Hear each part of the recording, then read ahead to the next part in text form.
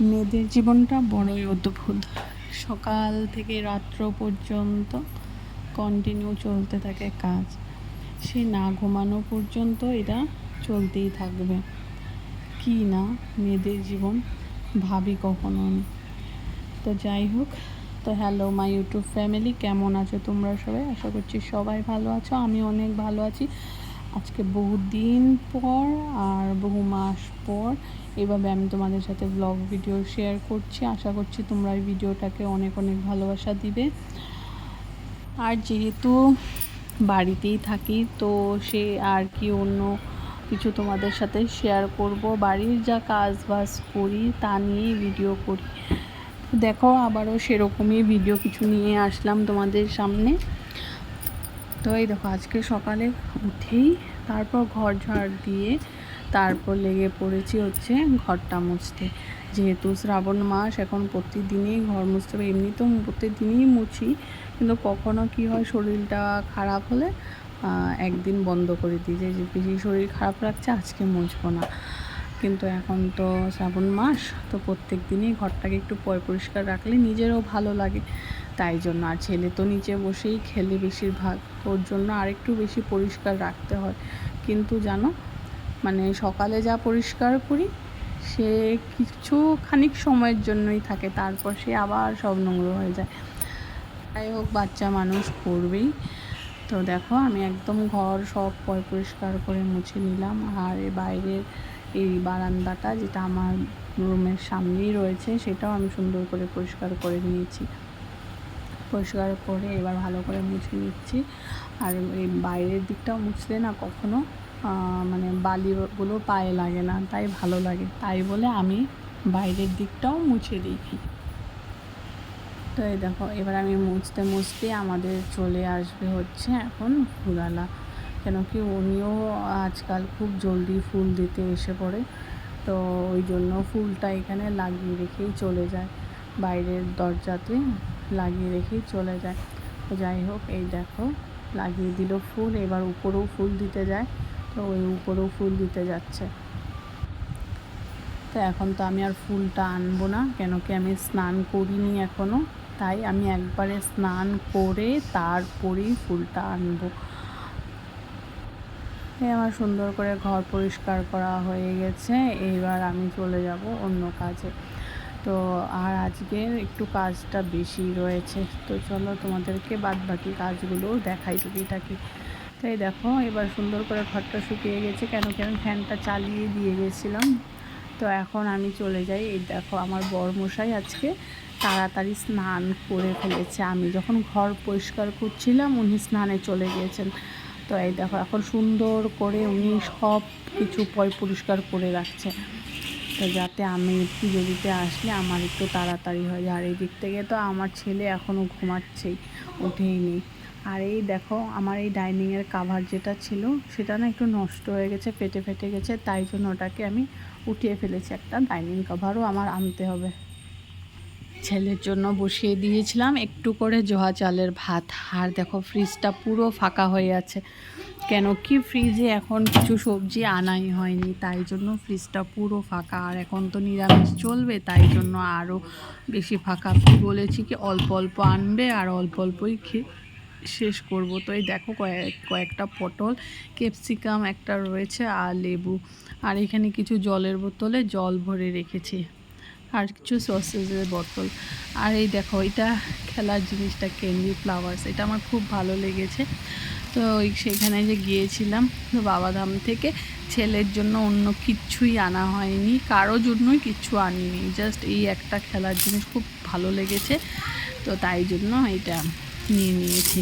তো বড় মানুষরাও এটা নিয়ে যদি কিছু সময় ঘাটাঘাটি করে তাদেরও মনটা ভালো লেগে যাবে। দেখো কত কালারফুল, কি সুন্দর, তাই না? আমার তো খুব পছন্দ হয়েছে। আর বেশি দামও পড়েনি জানো, খুব অল্প দামেই পেয়ে গিয়েছি। কিছু অন্য অন্য দোকানে অনেক অনেক দাম, তো এক দোকান থেকে আমরা একটু নিলাম, উনিও খুব কম দামেই দিয়ে দিয়েছেন।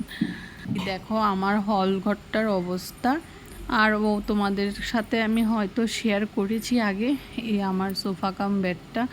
এই দেখো, এই জায়গাটাতে এনে রেখেছি এখন এই সোফা কাম বেডটা। তো আমি ক্যামেরাটাকে সেট করছিলাম কোথায় রাখলে যে ভালো করে দেখা যাবে জিনিসটা, কিন্তু কোথাও সেট হচ্ছে না। তো একা হাতে করছি তাই আর কি যা হয়। তারপরে একটা ম্যাটও নিয়েছিলাম এই সোফা কাম বেডটার সামনে পাতার জন্য। এই দেখো সুন্দর করে পেতে দিলাম এটাও। এখন এই জায়গাটা একটু পরিষ্কার করে গুছিয়ে নেব। সকালে সব কিছুই করা হয়ে যায়, কিন্তু বাচ্চা যখন খেলে তখন আর ঘরের মতো হয়ে থাকে না, তখন নোংরা হয়ে যায়। কিন্তু লোকজন আসলে ভাবে হয়তো কাজই করে না, এরকমই ফেলে রাখে, তাই জন্য হয়তো এত নোংরা হয়ে থাকে। কিন্তু ওনারা তো আর বুঝছে না যে বাচ্চা বাড়িতে থাকলে যা হয়। তো যেহেতু ছেলে এখন ঘুমাচ্ছে, তাই অল্প সময়ের জন্য হলো ঘরটা পরিষ্কার লাগবে দেখতে। কেন উঠলেই তো খেলবে, খেললে তো আর ওকে বকাঝকা করা যাবে না, খেললে তো নোংরা হবে, তাই না বলো? তাই আর ওই কাভারটা কী হয় পুষলেই উঠে আসে, তাই জন্য আমি ভাবছি অন্য কোনো কাভার যদি পাই সুন্দর সেরকম ইলাস্টিক কাভার, তাহলে সেটাই আমি আনবো। তোমাদের যদি কোনো সেরকম কাভার জানা থাকে আমাকে কমেন্টে একটু জানাবে, তাহলে আমার কিনতেও সুবিধা হবে, আমার খুঁজতে হবে না। এইটাকে প্রচুর পরিমাণে টাইট করে আমি এটাকে গুজে গুজে রাখি, কিন্তু কি হবে একটু পরে এটা উঠে যাবে। যেহেতু এটা দুটা সেট, তো উপরের একটা কাভার নিচের একটা কাভার সিঙ্গেল, তাই জন্য সুন্দর করে পেতে দিলাম। আর এই সব জিনিস না একটু টান হয়ে থাকলেই ভালো লাগে। বেডশিট বলো, এই সোফা কাভার্স বলো, এই সব জিনিস একটু টান থাকলেই ভালো লাগে, তাই না বলো? তো যেহেতু ওই দিকে উনি পূজার কাজগুলো করছে, তো আমি ভাবলাম আমি এই দিকটাতে ঘরের যা কাজ এগুলো করে শেষ করি, তাই জন্য আমি এগুলো করে দিচ্ছি। তো এদিকে তো ভাত হচ্ছেই ছেলের জন্য, তো সে উঠলেই ভাতই খাইয়ে দেব। এখন তো স্কুল বন্ধ, তাই এর জন্য ডাকছি না, একটু বেশি সময়েই ঘুমাক। স্কুল থাকলে তো আর তাড়াতাড়ি উঠে যাবে। তো এই দেখো তোমাদের সাথে কথা বলতে বলতে আমার এই দেখো গোছানোও হয়ে গেল। কেমন লাগছে দেখে বলো তো আমার সোফা কাম বেডটা। তারপর আমিও স্নান টান করে চলে এসেছি ঠাকুর ঘরে। তো তোমাদের সাথে একটা জিনিস শেয়ার করব। আমি গতকাল একটা বেডশিট বানিয়েছিলাম ঠাকুরের জন্য। মানে আগের তো অনেক বেডশিট রয়েছে, কিন্তু কটন বেডশিট নেই। তো আমি কিছু কাপড় জোড়া করে একটা বেডশিট তৈরি করেছি আর একটা পিলো কাভার। তো সেটাই আমি সুন্দর করে সেট করব বলেই আমি বলেছি আগে আমি এসে এটাকে তৈরি করি। আর এই যে দেখো এই তোষকটাও আমি তৈরি করেছিলাম। তো আর ওই যে আগের কেনা ম্যাটটা সেটা খুব নোংরা হয়ে গেছে, তো এটাকে কিভাবে ধুলে শুকাবে কিনা সেটাও জানা নেই আমার। তাই জন্য ভেবেছি যে থাক এইভাবেই পেতে দিই, পরে যদি ধোয়ার পর নষ্ট হয়ে যায়, তাই জন্য আর ধুইনি, ওইভাবেই রেখে দিলাম। এই দেখো এইভাবে করে দেওয়াতে না বেডশিটটা বেশ ভালোই লাগছে। প্রথমত আমি ভেবেছিলাম ভালো হবে না, তারপর এরপর পাতার পর দেখছি না বেশ সুন্দর লাগছে দেখতে, পুরো ফিটিং হয়েছে। আর সুন্দর করে একদম দেখো কি সুন্দর বোঝা যাচ্ছে, একদম খুবই সুন্দর হয়েছে। তো যা গরম পড়েছে, মানুষ ঠাকুরেরও গরম লাগবে, সেই ভেবেই আমি এই বেডশিটটা তৈরি করেছি। আর অনেক দিন যেহেতু বাড়িতে ছিলাম না, সেই কবে গিয়েছিলাম আমরা 19 তারিখে, তো আস্তে আস্তে প্রায় 25 তারিখ হয়ে গেছে। অনেক কাজবাজ রয়েছে ঘরের, এক এক করে না শেষ করলে আর হবে না। পরে ছেলের স্কুল খুলে গেলে আর কোনো অন্য কাজ করাই যাবে না, ছেলেকে নিয়ে ব্যস্ত থাকতে হবে। তাই জন্য যা পারছি এখন টুকিটাকি করে নিচ্ছি, না হলে তো স্কুল শুরু হয়ে গেলে মেশিন নিয়ে বসাই যায় না। তো এই জন্য এখন যেহেতু একটু সময় পেয়েছি, তাই ভাবছি টুকটাক করে কিছু জিনিস সেলাই করে রেডি করে রাখি।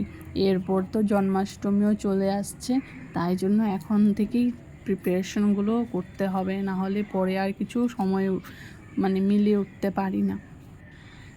এই দেখো সুন্দর করে সব কিছু করে নিলাম। আর এই দেখো আমি আগে বালিশের কাভারটা একটা অন্যই দিয়েছিলাম, এরপর এই যে এটা বানিয়েছি সেম কালারেরই হয়েছে, তো এতেও ভরে দিলাম বালিশটাকে। তো এই সুন্দর ফিটিং হয়েছে বালিশটাই, দেখো বালিশটা খুব সুন্দর করে দেখো ফিটিং হয়েছে, দেখো খুব সুন্দর ফিটিং হয়েছে বালিশটা।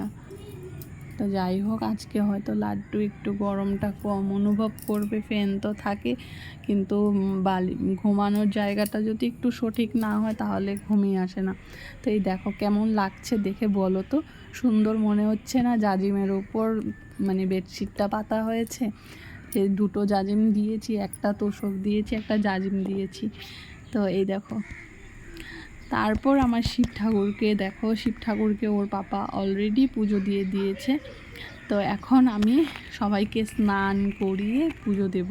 ফুল দিয়েই গিয়েছিল, তখন দেখেছো এর পাপা এই ফুল এনে এখানেই রেখে দিয়েছে। আর যেহেতু গরম পড়েছে তাই জন্য আমি একটা কটন ড্রেসই নিয়েছি আজকে লাড্ডুকে পরাবো বলে। তো আজকে লাড্ডুর শৃঙ্গারও তোমরা দেখতে পাচ্ছ, কেমন হচ্ছে শৃঙ্গার দেখে জানাবে কিন্তু। আর আমার ভিডিওগুলো তোমরা অনেক অনেক ভালোবাসা দিবে। আগামীতেও আমি চেষ্টা করব যে প্রতিনিয়ত ভিডিওগুলো আমি দিয়ে যেতে পারি, যাতে কখনো কিছু অসুবিধা হলে তোমরা আমার পাশে থেকো, সাপোর্ট করো। কখনো এরকম হয়ে যায়, আমিও বুঝতে পারি সব কিছুর একটা গাইডলাইন্স থাকে, যে যেহেতু মানে অসুবিধা হলে আর কি করব, করার কোনো উপায় থাকে না। তাই জন্য এই দেখো কথা বলতে বলতে লাড্ডুকেও সুন্দর করে রেডি করে দিলাম। তো কেমন লাগছে লাড্ডুকে দেখো, সুন্দর করে ফুল দিয়ে সাজিয়ে দিয়েছে। আর বেশি কিছু আজকে লাড্ডুকে সাজাইনি, সিম্পলি রেখেছি। এই দেখো সবাইকে সুন্দর করে ফুল দিয়ে সাজিয়ে দিয়েছি, এক এক করে সব ঠাকুরকে স্নান করিয়ে ফুল দিয়ে সাজিয়ে দিয়েছি। আর বাসন তো তখন দেখেছি ওই সুন্দর সব কিছু পরিষ্কার করে মেজে রেখেছে। তো এখন শুধু আমি ঠাকুরকে ভোগটা দেব, তাই জন্য আমি সব থালা প্লেট গ্লাসগুলো সুন্দর করে সব সাজিয়ে রাখছি। এরপর জল দেব আর এরপর প্রসাদ দিব। তো আমি এইভাবে সেরকম নিয়ম দিয়ে তো আমি জানি না পুজো করতে, যতটা জানি ততটাই করি। তো কিছু ভুল হলে তোমরা ক্ষমা করবে। আমার ভিডিওগুলো ভালো লেগে থাকলে অবশ্যই লাইক কমেন্ট করবে, আর আমার চ্যানেলটাকে সাবস্ক্রাইব করতে একদমই ভুলবে না।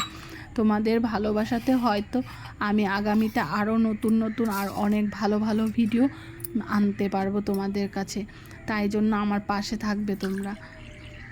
আর যেহেতু আমি একটা হাউসওয়াইফ, তাই আমি ঘরের ভিডিও ছাড়া অন্য কোনো ভিডিও তোমাদের সাথে শেয়ার করতে পারি না। কখনো হঠাৎ বাইরে গেলে সে ভিডিও দিতে পারি, তাছাড়া সব বাড়িতে যা কাজবাজ করি সেই ভিডিওই তোমাদের সাথে শেয়ার করি।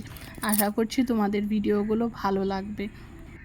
তো বাদ বাকি এই ভিডিওটাতে তো দেখতেই পাচ্ছ আমি আজকে বাড়িতে যা যা করেছি সেগুলোই তোমাদের সাথে শেয়ার করলাম। এই দেখো এখন চন্দনটা বেটে একদম সুন্দর লাড্ডুকে একদম ফোঁটা লাগিয়ে দেব, আর তুলসী পাতা দিয়ে ওর চরণে দেব। তো তোমরা কে কে এইভাবে পুজো করো? আমরা ছোটোর থেকে এইভাবেই পুজো করেছি, তাই জন্য এইভাবেই পুজো দেই আর কি। তো ভিডিওটা কেমন লেগেছে অবশ্যই জানাবে, আর আমার চ্যানেলটাকে সাবস্ক্রাইব করতে একদমই ভুলবে না। আজকের মতো টাটা, সবাই ভালো থাকবে, সুস্থ থাকবে, দেখা হচ্ছে আগামী ভিডিওতে। তো গুড নাইট সবাইকে, রাধে রাধে।